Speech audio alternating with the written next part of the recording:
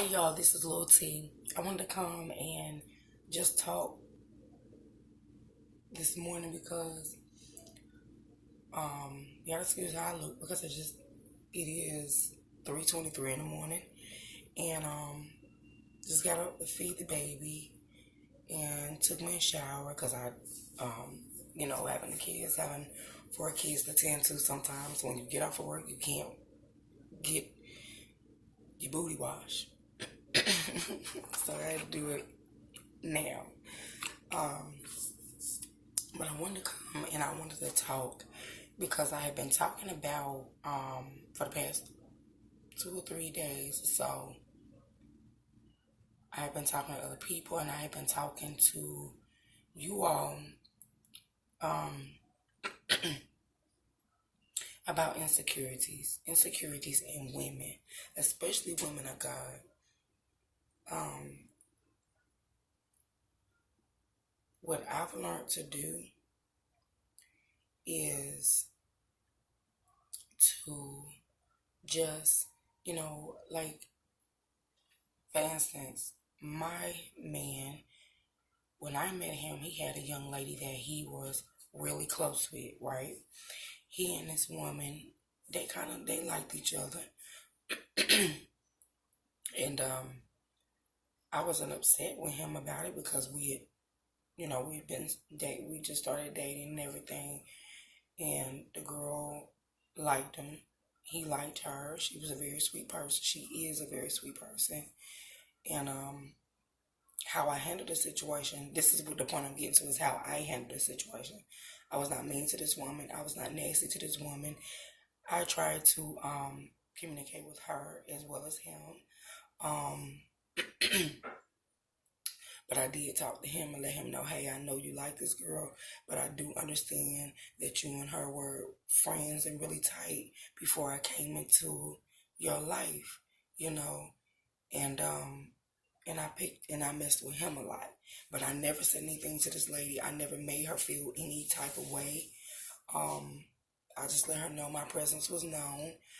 That I'm gonna be around now. You know what I'm saying? Me and him dating. I'm gonna be around now, and that was that. You see what I'm saying? The lady gave me stuff for my kids.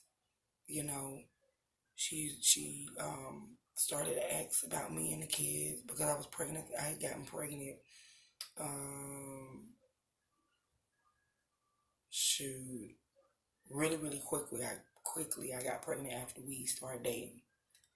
So, but I've never really it's one girl that I did go up to and say something to, and that is only because that this girl started having an attitude with me out the blue. I already knew what it was about. I knew that it had something to do with him. She was liking him. She knew him before I did. But this woman is the type of woman that you do go and say something to. You see what I'm saying? Because she's very vocal with her mouth. She is very sexual with her mouth. When I say sexual with her mouth, I mean most everything that comes out her mouth is about sex, about coochies and dinglings and everything else out her mouth. You know what I'm saying? And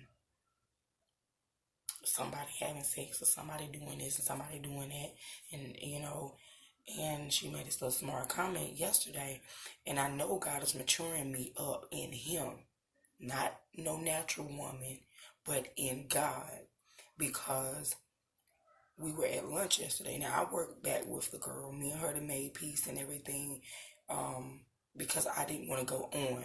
Because it's not about me, it's not about my man, and it's not about her mouth, it's about her soul. You understand what I'm saying? And that's my bigger picture that I'm thinking about. It's about her soul. You know what I'm saying? I know how to handle that spirit that she got in her, and then also I know my man. That's what I'm saying. I know what type of man he is, and he know how to handle himself. So back to the situation. So yesterday, we was at lunch and she offered us some food, and everybody kind of declined. I ain't saying nothing. I was sitting there doing something, and in front of me, she came out and said, "Oh, I got this. She said I got this food. It's shrimp scampi. Do y'all want some?" and everybody declined. I didn't say nothing, but my other coworker and my man declined. And and she was like, "This is what my coochie tastes like," and said that to him. You see what I'm saying? And I sat there like a lady, like a mature woman, because I know he grown enough to handle himself. And when he handle himself, it's not something that he doing just because he in my face. No, this is the type of man that will do it behind my back, even if I'm not around. He will correct and brush off.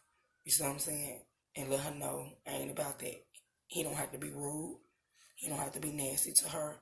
You know what I'm saying? It's a kind way to play somebody off. And I could have got it. And I seen how the enemy was using her, how that spirit rose up in her.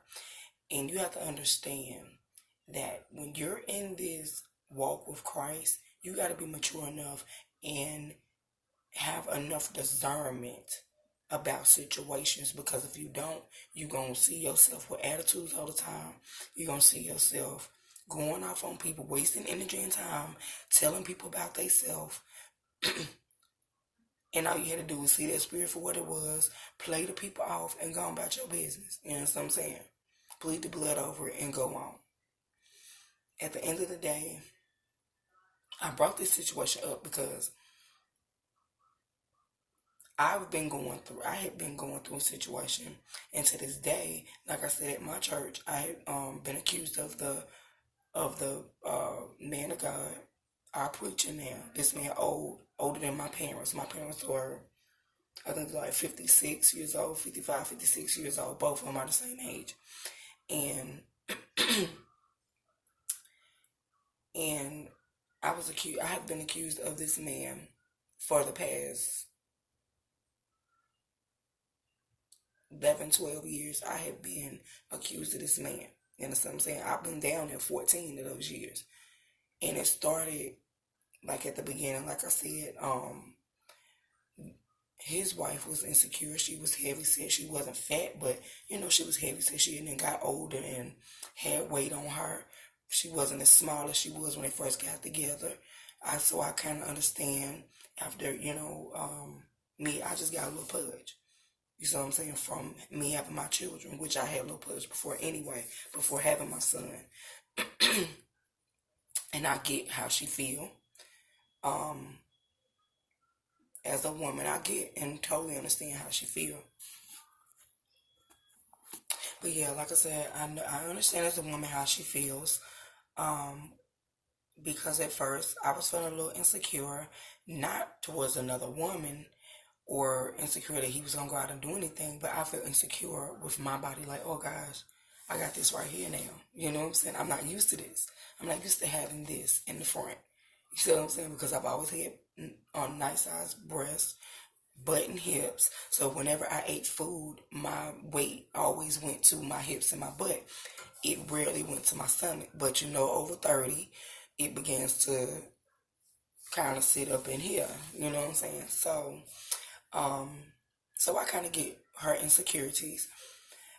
But the point I'm trying to make is this: as a woman, and especially a woman of God, it's one thing for you to be insecure, but if you know that man is coming home to you, you've been married to this man for years, or you've been dating this man for years, and you know that he has not been with other women around you. He might have had other women he have talked to, far as a conversation, and it went no further than that. He had no intentions of it going any further than that. No matter what that woman was thinking, you ought to trust that man. And I feel that when you're ejecting your insecurities on other people, that's a problem. And we as women and women of God, or women in general, we need to do better. We need to really pray and fast and read that word. Go in and find some scriptures that will help you get through this situation, because you can't go through your life like this, especially when this person is in the church, or this man is on his job, or this man is in school, or just everyday life. You see what I'm saying? There are women everywhere, just like it's men everywhere. And you can't be insecure every woman that he talks to. You see what I'm saying? If he had friends before you, don't expect him to drop his female friends just because you're in his life. Or, and the reason why I kept bringing up the ministry, because for one, preachers are supposed to preach to everybody. Men, women, babies, black and white, whatever the situation is, they're supposed to, which means they're going to encounter women. That man cannot control how somebody else acts towards him. He cannot control how somebody might lust or like him in that way, even though they know he with you, or he's married to you, or y'all got kids together, or y'all building together. It's not going to stop another woman from wanting your man. You can't control another person. Only thing you can do is control yourself, control your emotions, control your insecurities, be a confident woman, walk with, even if you don't feel confident, stand up with your chest out, your head up, and go forth and know who you are in God. Know who you are as a woman. Think about you and do whatever you have to do to make sure that y'all relationship is good, so that when he goes out into the world and he have to encounter other women, that okay, I'm confident about my relationship. You know what I'm saying? Because I'm putting the work in, so I can be confident about it. You know what I'm saying? We sitting down communicating. If I'm not feeling right about something, I'm going to him and communicating that to him. You know what I'm saying? I'm talking to the person. I'm not harboring nothing in my heart and not saying nothing, feeling some type of way, walking around having an attitude with him, don't want to cook with him, don't want to make love to him no more, don't want to be that pleasant, kind woman that he fell in love with. You know what I'm saying? Just because you're mad at him. And it's things that we as women do sometimes too that make a man go out there. You understand what I'm saying?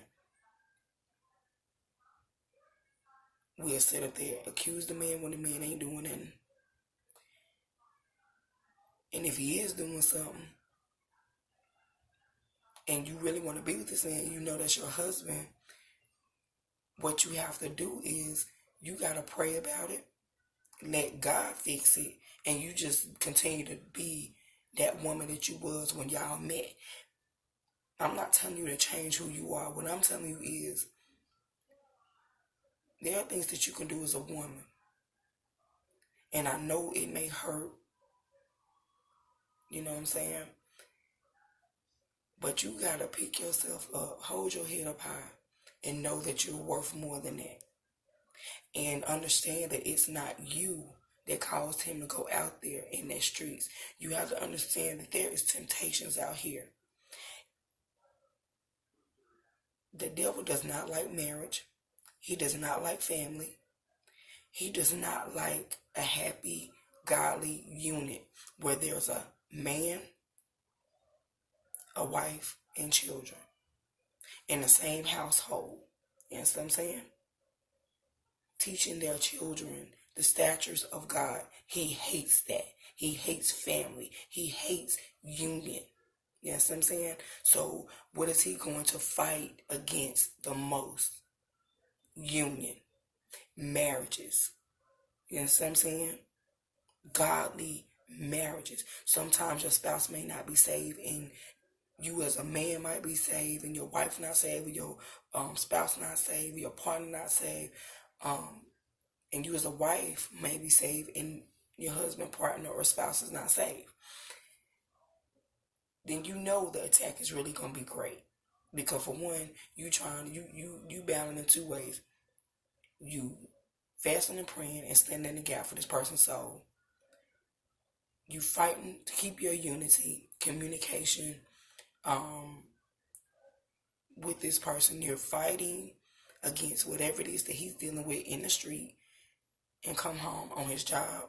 If he got other kids with his baby mama, or she got your baby daddy, we take on a lot when you're in a unit. You know what I'm saying?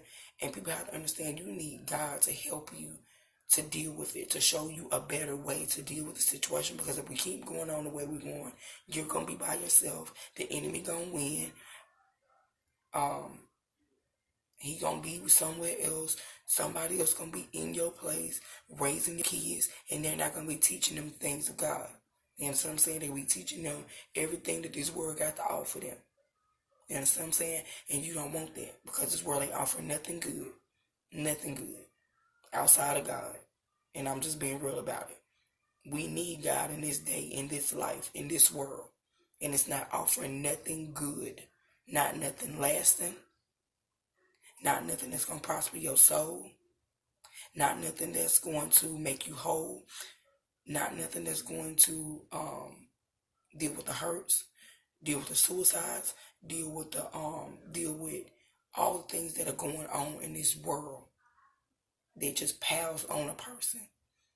It's not going to help you without Christ, without your relationship with God. I don't care what nobody says. I'm not knocking nobody's religion, but I know the true religion. I mean, not religion, but I know the true God.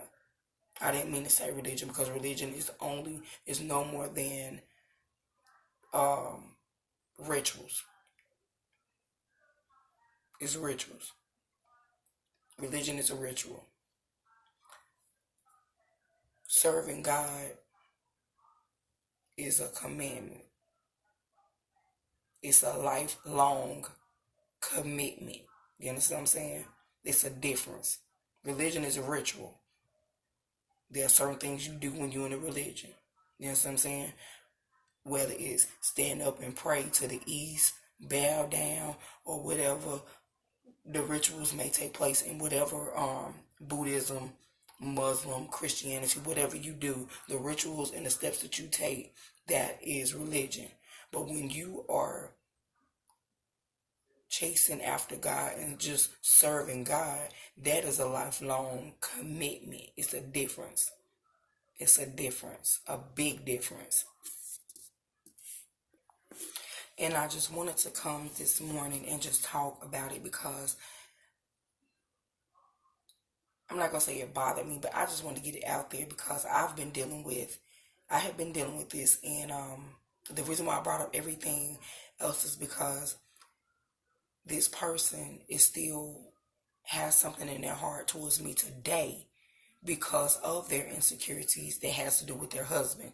I don't know details and don't care to know details about what has happened in their marriage, but something has happened to cause her to be that way.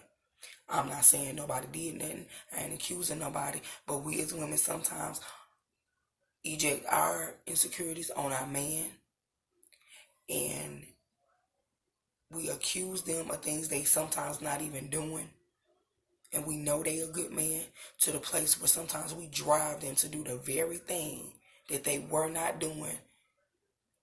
You understand what I'm saying? And you just spoke it all up into existence, the stuff that they doing. Because, and the reason why I say that is because there's life and death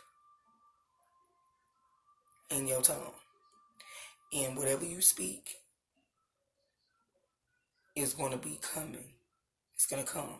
It's going to attract. And if you're speaking all the time negativity, if you're speaking all the time judgmental stuff, all you're going to do is get that back. Those energies are going to come back. You understand what I'm saying? We have to learn to speak positive over our lives, over our children, over our husbands, over our baby daddies, baby mamas. I don't care what you're going through with them. Speak positive. Speak positive to your situation. If you're in and out of court with this woman or she don't want you to see your kids, start walking around and saying, hey, I will see my kids. She will act right so I can see my kids, spend time with my kids. He will act right and come and help me. You understand what I'm saying?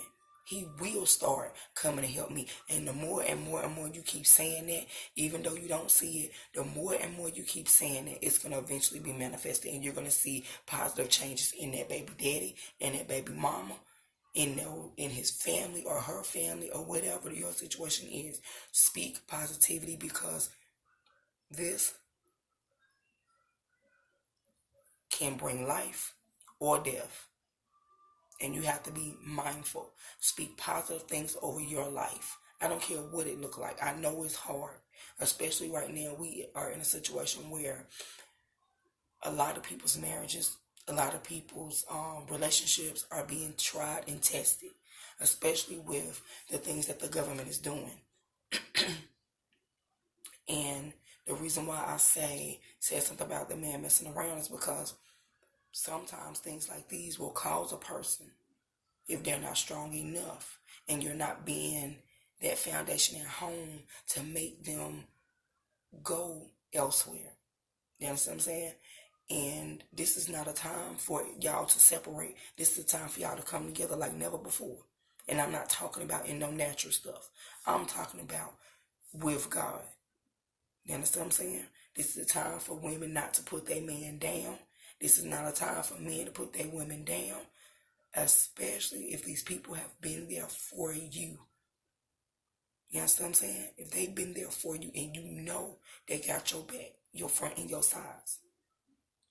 You understand what I'm saying? And they done been all the way there for you. Do not put them down, because at this time right now, that is not what you need. That is not what they need. Y'all need to encourage each other, lift each other up, and I know it's hard. I'm sitting here talking to y'all, and I can see in the spirit people at each other. You see what I'm saying? I can see it in my spirit right now talking to y'all. It's people in their households because of the things that the government had did. People not having paychecks. People can't do what they gotta do. Some people have resorted to going to get another job. People have resorted to selling drugs. People have resorted to prostitution. People are doing things right now that they never thought they would have to do to survive. You understand what I'm saying? Some people robbing, committing crimes. You understand? You understand what I'm saying? To take care of their kids, to take care of their bills, to make sure that they are okay. You understand what I'm saying? Because they're not trusting God. And that's the whole thing to it. They're not trusting God. Either that they don't believe in God, or they have not tried God, or they feel like it's no more than a story, ain't no truth to it, or whatever they may be thinking. A lot of people are doing a lot of things right now because of the things that the government is doing, shutting down everything. They just opening back up, but what I'm saying is we don't know how long that's going to be. And the only reason why they open it back up because the saints been praying. People went into prayer and has been praying. This time they've been praying. You understand what I'm saying? For this government to get accurate, because children were at stake. Older people was at stake. People in hospitals were at stake. People had Medicaid. You understand what I'm saying? In hospitals. This is where they have to stay. Medicare. You understand what I'm saying? SSI. Retirement. All these things, 401ks. All these things come through the government. All these things, you know what I'm saying? It was hard on those that were working. It was hard on those that wasn't working. You know what I'm saying? And this government, that right there shows y'all they don't care about us. And what you have to do is you got to trust God like never before. This is not a time to be focused on carnal things. This is the time to keep your mind on Christ. Keep your mind on God like never before. You understand what I'm saying? Because He the only one gonna help us in these days. You understand what I'm saying? They're pumping your kids up with all these diseases, causing them to have Down syndrome, causing them to have all these vaccinations. Stop vaccinating your kids. And I'm gonna tell you, stop letting these people vaccinate your kids. These children are getting sick. When you see these little outbreaks just breaking out, that's not just happening. All these vaccinations they trying to force on somebody, that's where it's coming from. And when the outbreak come and people who got sense, who's not allowing them to continue to vaccinate their child with everything that they come over the news or the doctor tell them, oh, we got to get this to your child because it is to prevent this. They are lying to y'all. They are experimenting on your children. And it is causing them to get Down syndrome. It is causing them to get sick. It is causing them to, with diseases we ain't never heard of.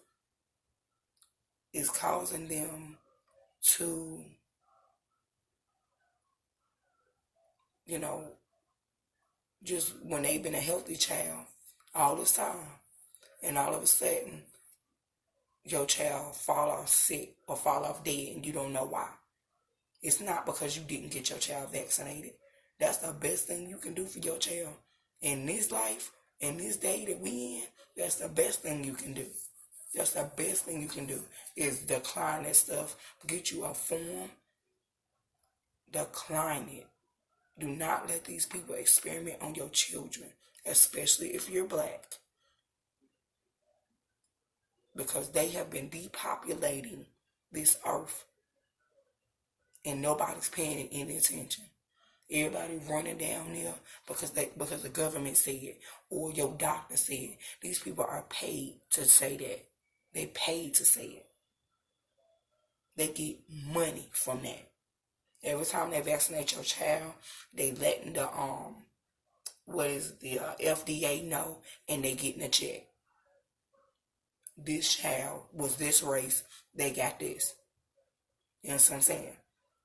Or this person was this race and they got that. They get paid. They paid to do this. And they know what the risks are. Quit putting your kids in that risk. They'll be okay. Trust God. We got to remember that He take care of babes and fools. He's not going to allow your children to fall off sick with no measles, die off with no flu. He going to take care of you. He going to take care of your kids. I'm telling you, guard your children like never before. I anoint my child. I get to go to work I have to be to work at 5. I get up at like 3 in the morning. I anoint my kids before I go to work. I anoint them on my lunch break. I anoint them before they go to bed. I even took my kids to church. And I gave my 14-month-old, I keep wanting to say 14-year-old, but my 14-month-old communion. You know what I'm saying? He might not understand what it represents, but I understand. And I understand that this day we in, my kids need to be covered. And my kids need God in this day. They're going to grow up and they're gonna have to go to schools. They're going to have to be around other people. And you never know what's on a person's mind. It's some wickedness out here, y'all. It's some wickedness out here. And you have to cover your kids like never before. And they do feet washing down at the church that I used to go to. And before I left, see, I decided not to go back after this Sunday. This past Sunday was my last day going. But before this past Sunday, I'd say it was like 3 or 4 Sundays ago. That's when they did the communion and the foot washing. So since my baby girl, who's 2 months old, couldn't take the communion, we washed her feet. My 14-month-old got his feet washed because I'm covering them. You understand what I'm saying? It's not and I know that that's ritualistic. That is a ritual. Taking the wine and the cracker and washing of the feet. But I understand that's what I talk about, the religion and the rituals. Those are the rituals of the religion Christianity. But the reason why I did it, and it might seem strange and odd to other people and say, oh, you don't do a child like that because they don't understand. Let me tell you something. I almost didn't make it as a baby. My mother gave me over to God when I was little because I almost died. I almost didn't make it. You understand what I'm saying? I'm not supposed to be here today talking to y'all. I was 1 pound. I was like I was a premature baby, but I was very one of those babies who were high risk. You know what I'm saying? When they're premature, like I was very, very small. From what my mother told me, I could fit in your hand. That's how little I was. And she gave me over to the Lord. My mother was not saved. And don't get this thing miscrewed. Don't get it twisted, is what I was trying to say. Don't get it twisted. You don't have to be saved to give your children over to God. Don't ever think that because you're not saved as a man or a woman, that God do not hear you. He hears you. He hears you. And he will honor and take care of your kids all the days of your life. If you give your kids over to him while your kids are small, he'll take care of the rest. What you can't do, he'll do. When you're not around to tell them the right thing to do, guess what? He right there. He got them holy angels around them, guiding them through their life. You know what I'm saying? They in front of them, on the sides of them, and behind them, guiding them in their life. And you have to understand that. And my son died in my womb. And this is another thing. Let me say this. This is another thing when I say that people, we have to wake up. We have to wake up, especially in this America. We are black. Our ancestors were brought up here as slaves, right? Slavery is still real. They cannot lynch you anymore. It's against the law. But some people in some places are still lynching people. So don't get that twisted. Because if you go to certain places, your butt will get lynched. Don't play with it. But what I'm saying is, we are in a time, especially if you're a Christian, and we already know that your battle is not with flesh and blood. Your battle is with principalities of darkness in high places. But what I'm saying is, you got a whole lot against you. Your skin color, number one. Number two, if you brown, you are God's chosen. So you're automatically a target in your womb. In the womb, you're a target. You have to fight for 9 months to make it out. You know what I'm saying? To enter this world. So your fight begins in the womb. And nobody has ever told you, but your fight begins in here. You know what I'm saying? Because you got to get through the womb to come to life, to come out here. You know what I'm saying? And what I did with my pregnancies, I anointed my stomach with oil. My whole pregnancies. I never had high blood pressure. I didn't have diabetes, and I ate sweets. I didn't have any complications. I was not high risk any time of my pregnancies. And so when I went to the hospital, my son had been moving around. I had a healthy pregnancy. A healthy pregnancy. They offered me the flu shot when I was pregnant. I declined. I did have to take antibiotics because I got something that women get. Strep. I think it's called strep. I did get that. So I had to take an antibiotic at the beginning of my pregnancy. So that's the only time that I had to take something as far as medication. I didn't take aspirins. I was very, very cautious of things that I put in my body, because it would affected my baby at the time. And so when I got to the hospital, my son had been moving around. It was times where, he would lay still, or he would be sleeping. I would tap my stomach and get him to move, assuring me that he was okay. When I got to the hospital, everything went good. They asked me did I want an epidural. I told them yes. um, they tried to get me to go through labor naturally with the epidural. I got to 9 centimeters, and my son was not turned facing up to come out. He was turned facing down to come out. And he had a bowel movement in the womb because he had died.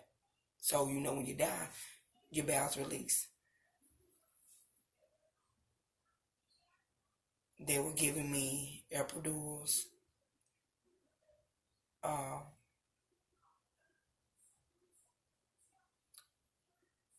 And you have to be watchful, y'all, because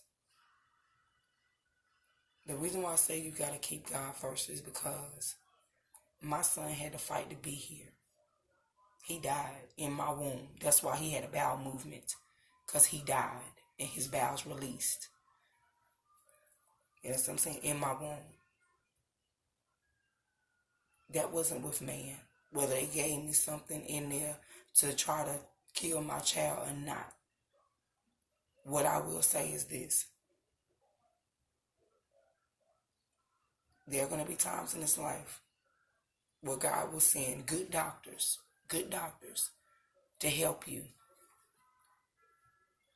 But then you got some that are wicked. And they don't serve God. They don't believe in God. And they're wicked. And they all about. They don't care about this. And they don't care about your children. And they will push death through a needle to you and your kids. Be cautious. Be careful. Be led by God when going to these doctors. When allowing them to give your kids give you and your kids these shots and stuff. You better pray about it. You understand what I'm saying? You better pray about it.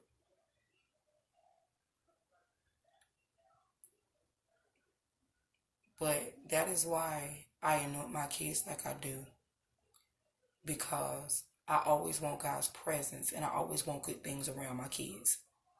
It's enough they're going to have to deal with out here in this world.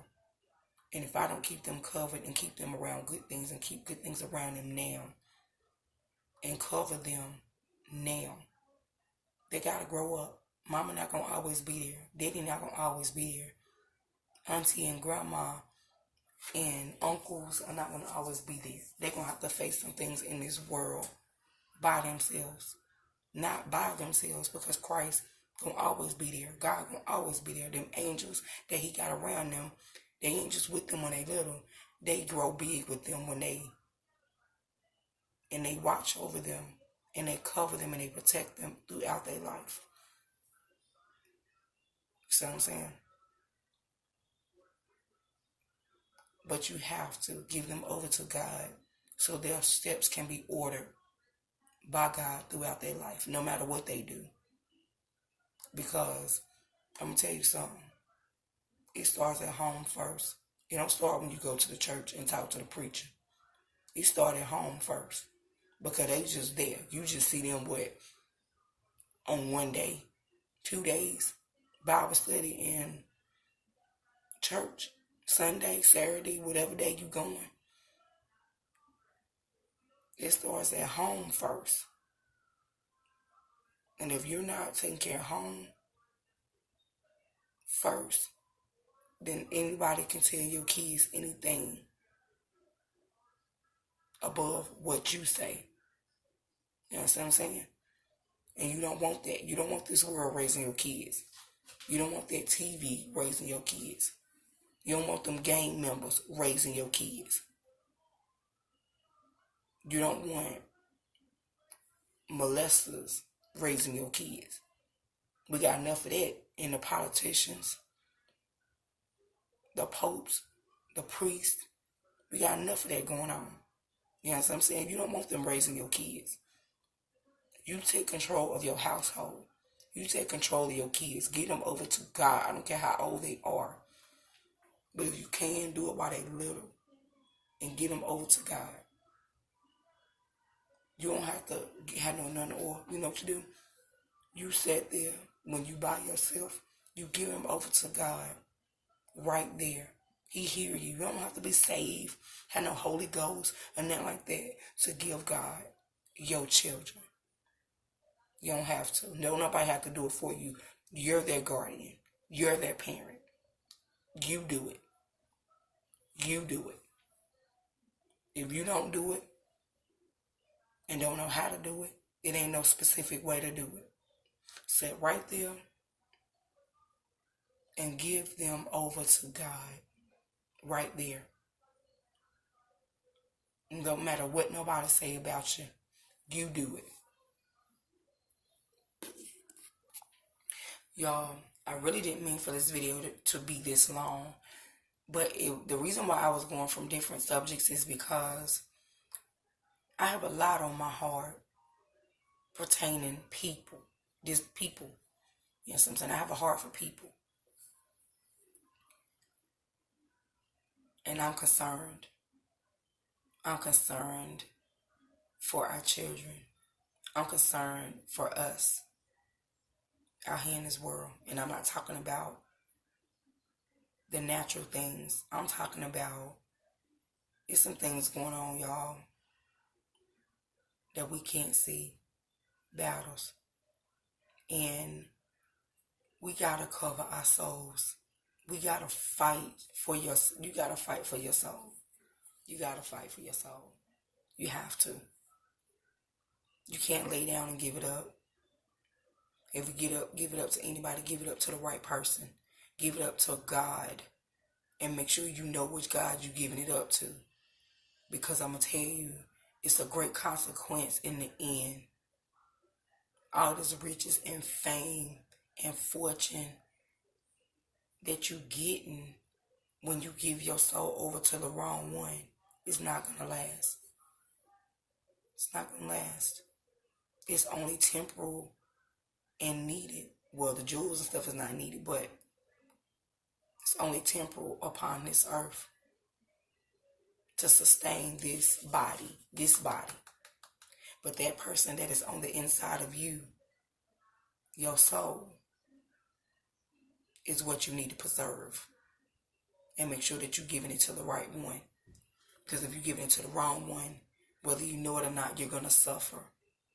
And you're going to suffer for eternity and can't nobody help you. Can't nobody help you. God is not going to help you because he's giving you chance after chance after chance. He sent people, had people on TV tell you, strangers tell you, billboards tell you, Google tell you. And when I say Google, meaning you done went over something and seen something and it told you. You done went on YouTube, it told you. You done went on Snapchat, somebody said something. You done went on Facebook, somebody said something. Your kid said something, your niece said something. The preacher said something. You know what I'm saying? He did things himself to get your attention. So nobody has an excuse when it comes Judgment Day and he opened them books before you. If your name is not in there, it's not in there. It's nothing you can do then. It's going to be too late. You can't get it right then.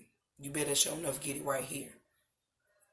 You see what I'm saying? Because if you don't, then it's too late. When this body go to the dirt, it's too late. You can't do it. Can't make it right. Get it right with people.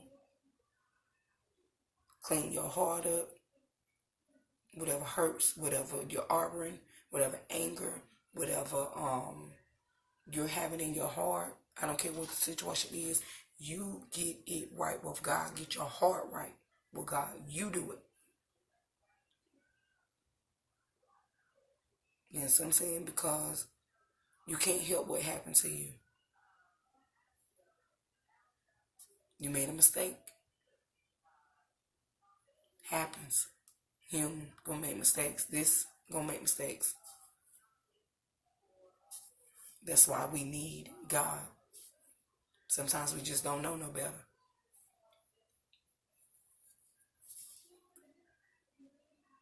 And the way the world is now is making evil good and good bad.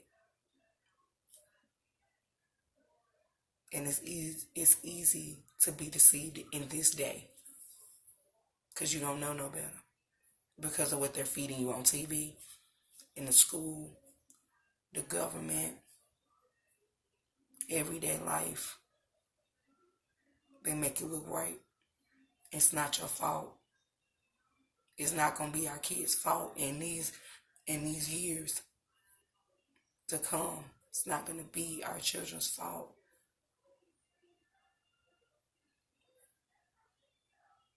You know, that's what I'm saying. You have to keep them covered and teach them the statures of God. Cornelius did it, and he wasn't even saved, but he had that word. He taught his family the statures of God, and that's how they lived. And you know what happened? They didn't go to church. They didn't. They wasn't serving God. And you know what happened? God was pleased with him, and he met Jesus one day. Heard Jesus was coming by. He got up in the tree looking for him. He heard he was coming by, and he blessed his whole house because he taught them, even being a sinner man, he taught them the statures of God, and that's how they lived. That's how they were raised, his children. You know what I'm saying? And that's what we got to do in this life. But you got to know what God's statures you teaching your kids, though. Can't just teach them anything. You can't let the world teach them anything. You can't let certain preachers teach them anything, because there's a lot of wolf and sheep clothing down here, and they hurting people. They taking people money. They using people, and they're not leading people to heaven. And we have to be very, very watchful in this day. And I just wanted to say these things. Thank you. Love you. Bye.